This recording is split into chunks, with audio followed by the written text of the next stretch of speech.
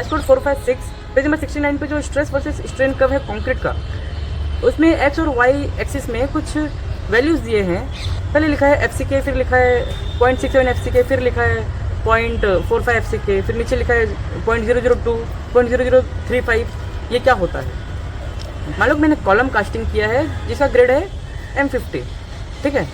एक होता है शेप फैक्टर, एक होता है साइज फैक्टर।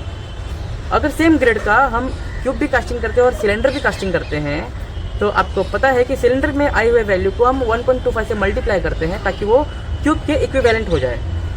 ऐसा क्यों करते हैं? क्योंकि सिलेंडर में 80% ही एफिशिएंसी होता है, सिलेंडर स्ट्रेंथ कम देता है। ऐसा क्यों होता है? ऐसा प्लेटन इफेक्ट की वजह से होता है। प्लेटन इफेक्ट क्या होता है, इसके ऊपर मैंने एक वीडियो बनाया था, इसका लिंक मैंने डिस्क्रिप्शन बॉक्स में दिया है। क्या होता है, अमेरिका में, लंदन वगैरह में, बाहर देश में लोग सिलेंडर ही कास्टिंग करते हैं। वहाँ पे ये माना जाता है कि सिलेंडर कुछ ज़्यादा ही अप्रोप्रिएट रिजल्ट देता है स्ट्रक्चर के लिए। तो अब क्योंकि इंडिया में हम क्यूब कास्टिंग करते हैं, बट हमको सिलेंडर के हिसाब से ही देखना पड़ेगा कि हम ब्रिटिश का ही तरीका फॉलो करते हैं सारा कुछ, ठीक है। क्यूब और सिलेंडर हो गया, तो इसमें एफिशिएंसी जो आ रहा है 0.8, तो एक फैक्टर हो गया 0.8, ये हो गया शेप फैक्टर क्यूब से सिलेंडर का। क्या आपको ये पहले से पता था कि जो क्यूब का साइज़ है हम 50 mm से लेकर 450 mm तक रख सकते हैं?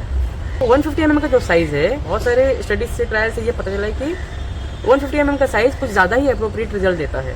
जब मेंबर का जो स्ट्रक्चर का साइज़ अगर 450 mm से ज़्यादा है, तो उसका जो एफिशिएंसी है वो 82% होता है, यानी कि वो 0.82 टाइम्स ही वो स्ट्रेंथ देगा, ठीक है।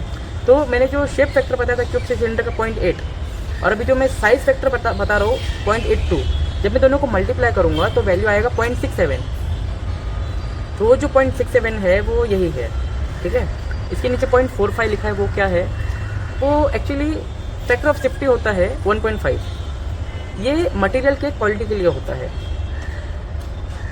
पिन होल्स कहाँ है कहाँ नहीं है पता नहीं होता। कंक्रीट हेट्रोजीनियस मटेरियल है, बहुत सारे मटेरियल को मिला के बनाया गया है।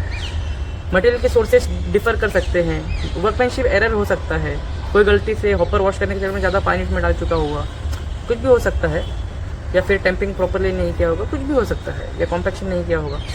तो जो क्वालिटी फैक्टर होता है, फैक्टर ऑफ सेफ्टी, मटेरियल के क्वालिटी को लेके, वो 1.5। तो जब आप इसी 0.67 को 1.5 से डिवाइड करते हो तो वैल्यू आता है 0.45। अगर मैं M50 का कॉलम कास्टिंग कर रहा हूँ तो क्यूब का FCK M50 होगा। स्ट्रक्चर में, एक्चुअल कॉलम में FCK होगा 0.67, मतलब कि 33.5 हो जाएगा वो।